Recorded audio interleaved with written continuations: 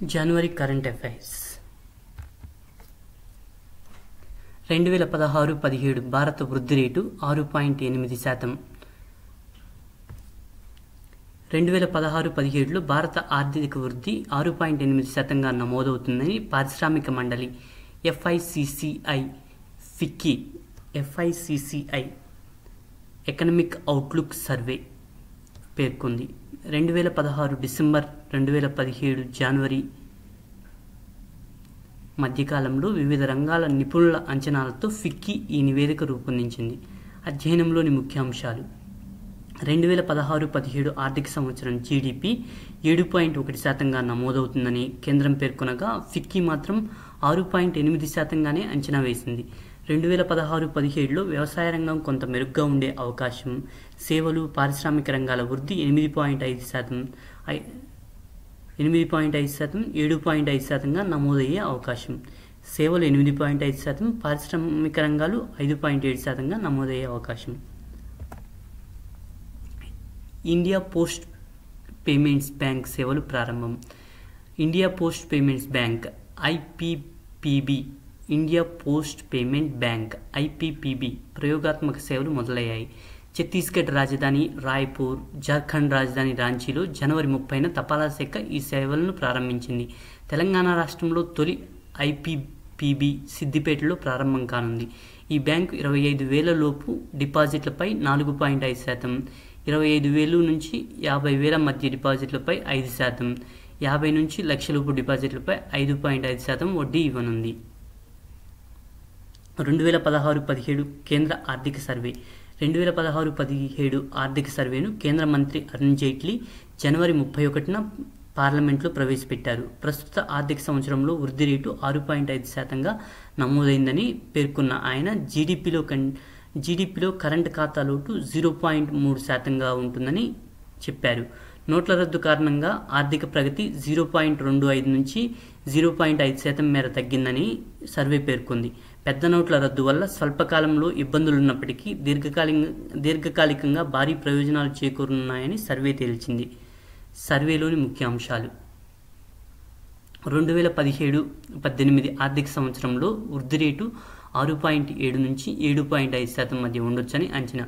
2016-17 ఆర్థిక సంవత్సరంలో వ్యవసాయ రంగం వృద్ధి 4.1%, 2015-16 కన్నా ఇది 1.2% ఎక్కువ. 2016-17లో 7.4% నుంచి 5.2%కి మందగించిన పారిశ్రామిక ఉత్పత్తి. 2016-17లో సేవల రంగం వృద్ధి 8.8%. దేశీయ వ్యవస్థలో నల్లధనం 3 లక్షల కోట్ల నుంచి 7.3 లక్షల కోట్లుగా అంచనా. రియల్ ఎస్టేట్ను GST పరిధిలోకి తీసుకురావాలని సూచన. నల్లధనం స్వచ్ఛంద వెల్లడికి ఉద్దేశించిన ప్రధానమంత్రి గరీబ్ కళ్యాణ్ యోజన PMGKY ద్వారా ప్రభుత్వానికి భారీగా ఆదాయం వస్తుందని అంచనా. జీడీపీలో పెట్టుబడుల నిష్పత్తి తగినంతగా లేకపోవడమే కాకుండా కొన్నేళ్లుగా తగ్గుముఖం పడుతుండటం ఆందోళనకరం. బ్యాంకింగ్లో మొండి బకాయిల సమస్య పరిష్కారానికి ప్రభుత్వ రంగంలోనే ఒక asset reconstruction company, asset rehabilitation agency ఏర్పాటు చేయాలని సూచన. Asset reconstruction company and asset rehabilitation agency ఏర్పాటు చేయాలని. సార్వత్రిక కనీస ఆదాయం. దేశంలో పేదరిక నిర్మూలనే లక్ష్యంగా సార్వత్రిక కనీస ఆదాయం UBI అనే కొత్త ఆలోచనను ఆర్థిక సర్వే పేర్కొన్నారు. UBI సార్వత్రిక కనీస ఆదాయం. నగదు బదిలీ ద్వారా పేదలకు కనీస ఆదాయం తప్పనిసరిగా లభించేలా చర్యలు తీసుకోవడమే UBI లక్ష్యం. ఈ విధానం ప్రకారం ప్రస్తుతం వివిధ పథకాల ద్వారా ప్రజలకు అందుతున్న రాయితీలను పూర్తిగా రద్దు చేసి వాటిని బ్యాంకు ఖాతాల ద్వారా నేరుగా ప్రజలకు అందిస్తారు.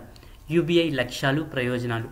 ఆర్థిక సర్వే అంచనాల ప్రకారం సార్వత్రిక కనీస ఆదాయం UBI పథకం దేశంలో పేదరికాన్ని 0.5% మేర తగ్గిస్తుంది అని. పథకం అమలుకి అయ్యే వ్యయం స్థూల జాతీయోత్పత్తిలో 4 నుంచి 5%. ఆహారం, పెట్రోలియం, ఎరువులు తదితర అంశాలలో ప్రస్తుతం మధ్యతరగతికి ఇస్తున్న రాయితీల విలువ జీడీపీలో 3%. టెండూల్కర్ కమిటీ నివేదిక ప్రకారం 1947లో దేశ జనాభాలో 70% పేదరికం ఉంటే 2011-12 నాటికి 22%కి తగ్గింది. ఇప్పటికీ ఫిన్లాండ్ దేశంలో పైలట్ ప్రాతిపదికన ఈ తరహా పథకం అమలవుతుంది. ఇప్పటికే ఫిన్లాండ్ దేశంలో పైలట్ ప్రాతిపదికన ఈ తరహా పథకం అమలవుతుంది. స్వచ్ఛ ధన్ అభియాన్ ప్రారంభం. పెద్ద నోట్ల రద్దు తర్వాత బ్యాంకుల్లో జమ అయిన అనుమానాస్పద డిపాజిట్లను గుర్తించేందుకు కేంద్రం ప్రత్యేక కార్యాచరణ ప్రారంభించింది. ఈ మేరకు జనవరి 31న ఐటీ శాఖ స్వచ్ఛ ధన్ అభియాన్ ప్రాజెక్టు మొదలుపెట్టింది. దీని ప్రకారం 5 లక్షలకు మించి అనుమానాస్పద డిపాజిట్లు చేసిన 18 లక్షల మందిని ఆదాయ పన్ను శాఖ గుర్తించింది. ఆదాయ వివరాలతో కూడిన వివరణలు కోరుతూ వారందరికీ ఈమెయిల్లు, ఎస్ఎంఎస్లు పంపుతున్నారు. పంట రుణాలపై 660 కోట్ల వడ్డీ మాఫీ.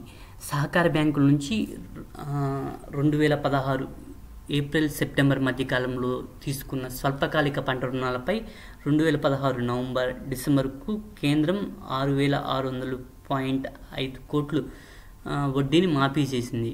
ప్రధాని మోదీ అధ్యక్షతన జనవరి 24న జరిగిన కేంద్ర కేబినెట్లో ఈ మేరకు నిర్ణయం తీసుకుంది. నవంబర్ డిసెంబర్కు సంబంధించిన వడ్డీని చెల్లించిన రైతులకు ఆ మొత్తాన్ని ప్రత్యక్ష నగదు బదిలీ ద్వారా వారి బ్యాంకు ఖాతాల్లో జమ చేయనున్నట్లు కేంద్ర వ్యవసాయ శాఖ మంత్రి రాధామోహన్ సింగ్ తెలిపారు. దావోస్లో ప్రపంచ ఆర్థిక వేదిక సదస్సు.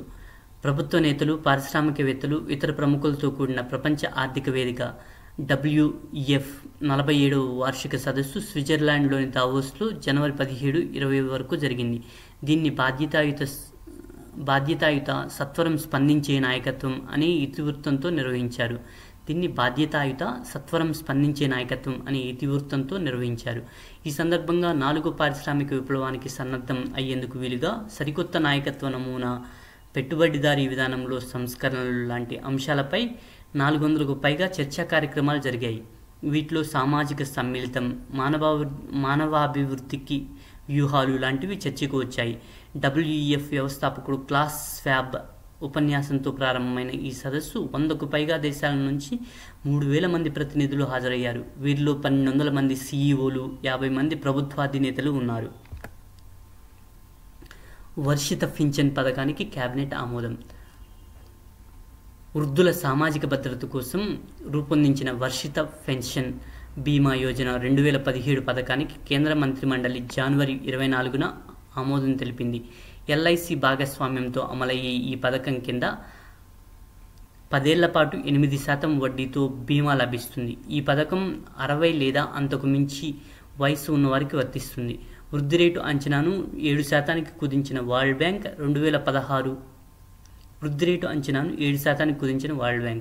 2016-17 ఆర్థిక సంవత్సరంలో భారత స్థూల దేశీయోత్పత్తి వృద్ధిని ప్రపంచ బ్యాంక్ జనవరి 11న 7% కుదించింది. గతంలో వృద్ధి రేటును 7.6%గా అంచనా వేసింది. ప్రపంచ బ్యాంక్ వృద్ధి రేటు అంచనా ఇటీవల కేంద్ర గణాంకాల కార్యాలయం అంచనా కంటే తక్కువగా ఉండడం గమనార్హం. కేంద్ర కార్యాలయం CSO అంచనా 7.1%. అదే ప్రపంచ బ్యాంక్ వృద్ధి రేటు 7.6%. కాగా వృద్ధి రేటు మందగమనానికి 500,000 నోట్ల రద్దే కారణమని ప్రపంచ బ్యాంక్ పేర్కొంది. అయితే ప్రభుత్వం చేపడుతున్న సంస్కరణల ఫలితంగా రానున్న సంవత్సరాలలో వృద్ధి రేటు 7.6% నుంచి 7.8% చేరుకుంటుందని అభిప్రాయపడింది. 3.39%కి చేరిన టోకు ద్రవ్యోల్బణం. టోకు ధరల సూచి WPI ఆధారిత ద్రవ్యోల్బణం.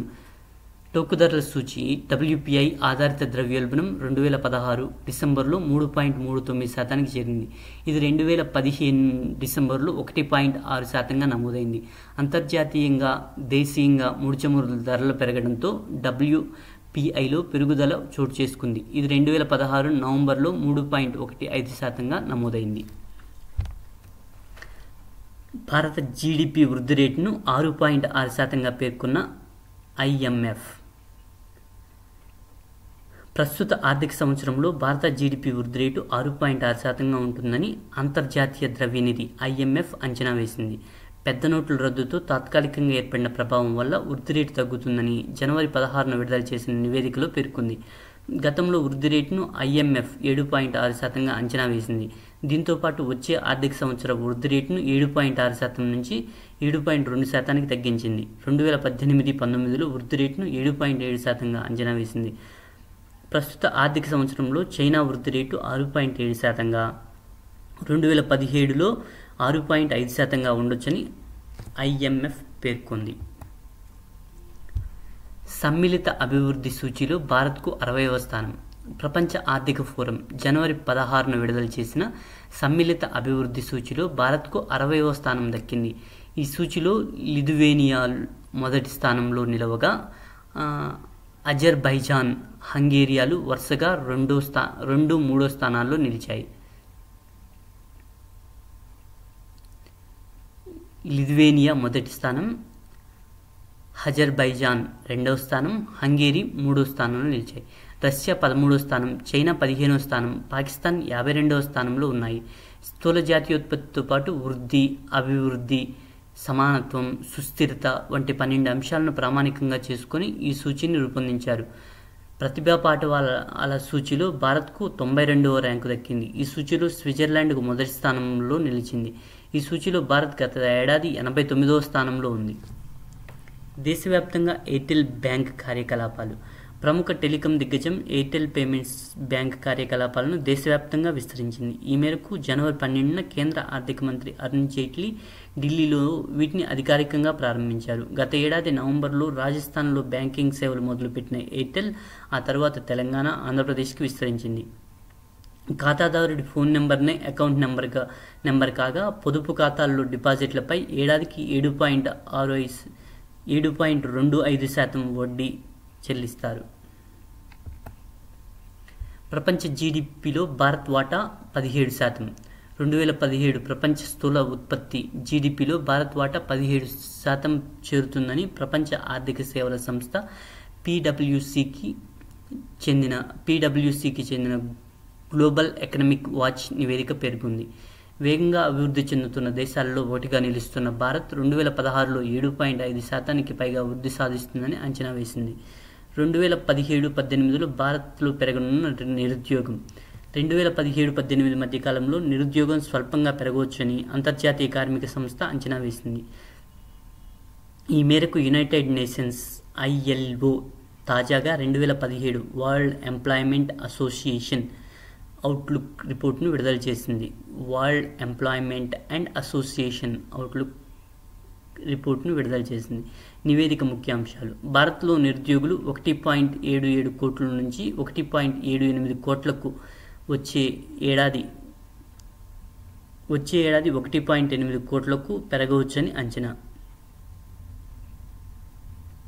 భారత్ నిరుద్యోగులు 1.77 కోట్ల నుంచి 1.78 కోట్లకు, వచ్చే ఏడాది 1.8 కోట్లకు పెరగవచ్చని అంచనా. 2017-18లో నిరుద్యోగ రేటు 3.4%గా కొనసాగుతుంది. గత ఏడాది దక్షిణాసియా ప్రాంతాల్లో జరిగిన మొత్తం ఉపాధి సృష్టిలో అధిక భాగం భారత్దే. 1.34 కోట్ల ఉద్యోగాలు సృష్టించింది దక్షిణాసియా ప్రాంతంలో. అంతర్జాతీయ నిరుద్యోగ రేటు 2017లో 5.8%కి పెరగవచ్చని అంచనా. ఇది గత ఏడాది 5.7%గా ఉంది.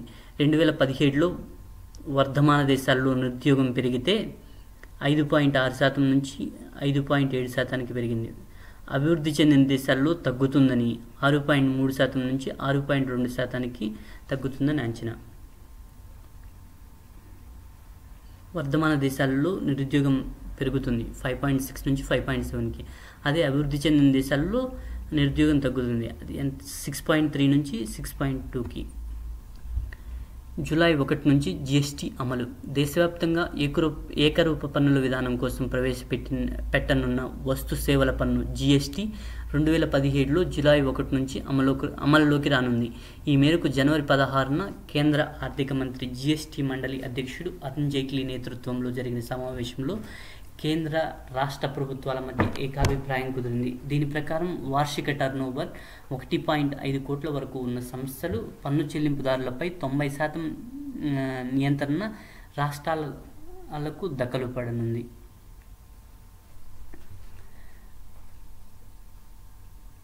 వార్షిక టర్నోవర్ 1.5 కోట్ల వరకు ఉన్న సంస్థల పన్ను చెల్లింపులపై 90% రాష్ట్రాలకు, 10% హక్కులు కేంద్రానికి ఉంటాయి. అదే 1.5 కోట్ల కంటే ఎక్కువ టర్నోవర్ ఉన్న పన్ను చెల్లింపుదారులపై కేంద్రం, రాష్ట్రాలు సమానంగా హక్కులు కలిగి ఉంటాయి, 50-50. దేశంలో తొలి అంతర్జాతీయ ఎక్స్చేంజ్ ప్రారంభం. భారత తొలి అంతర్జాతీయ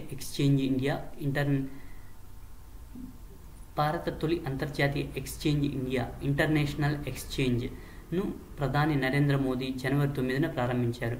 గుజరాత్లో 3 రోజుల పాటు జరగనున్న వైబ్రెంట్ గుజరాత్ గ్లోబల్ సమ్మిట్ 2017లో భాగంగా INXను BSE ప్రారంభించింది. జనవరి 16 నుంచి కార్యకలాపాలు ప్రారంభించనున్న INX రోజుకు 22 గంటలు పనిచేస్తుంది. అంతర్జాతీయ ఇన్వెస్టర్లు, ప్రవాస భారతీయులు ప్రపంచంలో ఎక్కడి నుంచైనా ఈ ఎక్స్చేంజ్ ట్రేడింగ్లో పాల్గొనవచ్చు. వైబ్రెంట్ గుజరాత్ సదస్సులో దాదాపు 30 లక్షల కోట్ల పెట్టుబడులకు సంబంధించిన 21,190 పైచిలకు అవగాహన ఒప్పందాల లక్ష్యాన్ని గుజరాత్ నిర్దేశించుకుంది. 2016-17లో వృద్ధి రేటు అంచనా 7.1%. ప్రస్తుతం ఆర్థిక సంవత్సరంలో భారత్ వృద్ధి రేటు మందగమనంలో ఉన్నట్లు గణాంకాల శాఖ అంచనా వేసింది. స్థూల దేశీయోత్పత్తి వృద్ధి రేటు 7.1% ఉంటుందని అంచనా. డిజిటల్ చెల్లింపులపై వాటల్ కమిటీ సిఫార్సులు. నగదు రూపంలో లావాదేవీలను గణనీయంగా తగ్గించి డిజిటల్ చెల్లింపులకు ఊపు తెచ్చేందుకు వీలుగా ప్రోత్సాహకాలను ప్రకటించాలని కేంద్ర ఆర్థిక శాఖ మాజీ కార్యదర్శి, నీతి ఆయోగ్ ముఖ్య సలహాదారు రతన్ పి వాటల్ నేతృత్వంలో డిజిటల్ చెల్లింపుల కమిటీ సిఫార్సు చేసింది. డిజిటల్ చెల్లింపులకు సంబంధించిన అంశాల కోసం ప్రత్యేక నియంత్రణ వ్యవస్థ ఉండాలని కమిటీ అభిప్రాయపడింది. ఈ మేరకు డిసెంబర్ 27న ప్రభుత్వానికి సమర్పించిన నివేదికల్లో సిఫార్సు చేసింది. కోటి దాటిన డిజిధన్ అభియాన్ శిక్షణదారులు. డిజిటల్ చెల్లింపులపై అవగాహన పెంచే కార్యక్రమం డిజిధన్ అభియాన్లో కేవలం 20 రోజుల్లో సుమారు 1 కోటి మందికి పైగా గ్రామీణులు చేరారని కేంద్ర IT మంత్రి రవిశంకర్ ప్రసాద్ డిసెంబర్ 28న తెలిపారు. 746 జిల్లాలు, 2,782 బ్లాకుల్లో ఈ కార్యక్రమం అమలవుతున్నట్లు పేర్కొన్నారు. అత్యధికంగా మధ్యప్రదేశ్లో 15 లక్షల మంది ఇందులో పేర్లు నమోదు చేసుకున్నారు.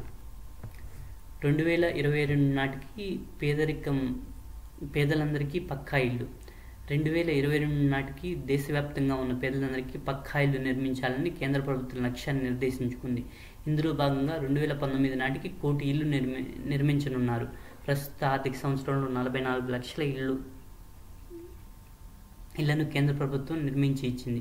నిర్దేశించుకున్న లక్ష్యం కంటే ఎక్కువ. ఈ వాలెట్ యాప్ భీమ్ యాప్ను ఆవిష్కరించిన మోదీ. డిజిటల్ చెల్లింపు లావాదేవీలను సులభతరం చేసేందుకు అనువుగా డిసెంబర్ 30న Bhim Bharat interface for money BHIM Bharat interface for money యాప్ను ప్రధాని నరేంద్ర మోదీ ఆవిష్కరించారు. భారత రాజ్యాంగకర్త డాక్టర్ భీమ్రావ్ అంబేద్కర్ పేరిట దీన్ని రూపొందించారు. ఈ యాప్ను ఇంటర్నెట్ అవసరం లేకుండా స్మార్ట్ ఫోన్ లేదా ఫీచర్ ఫోన్లు ఉపయోగించవచ్చు. మాతృత్వ ప్రయోజన పథకం ప్రారంభం. గర్భిణులు, బాలింతలకు సరైన పోషకాహారం అందించేందుకు ఉద్దేశించిన మాతృత్వ ప్రయోజన పథకంను ప్రెగ్నెన్సీ ఎయిడ్ స్కీమ్ కేంద్ర ప్రభుత్వం ప్రారంభించింది. ఈ మేరకు కేంద్ర శిశు సంక్షేమ అభివృద్ధి శాఖ జనవరి 3న మార్గదర్శకాలు విడుదల చేసింది. ఆసుపత్రి ఖర్చులు, టీకాలు, పోషకాహారం కోసం పథకం కింద 6,000 నేరుగా లబ్ధిదారుల ఖాతాల్లో 3 విడతలుగా జమ చేస్తారు. ఇందుకయ్యే వ్యయాన్ని కేంద్ర రాష్ట్రాలు 60:40 నిష్పత్తిలో చెల్లిస్తాయి.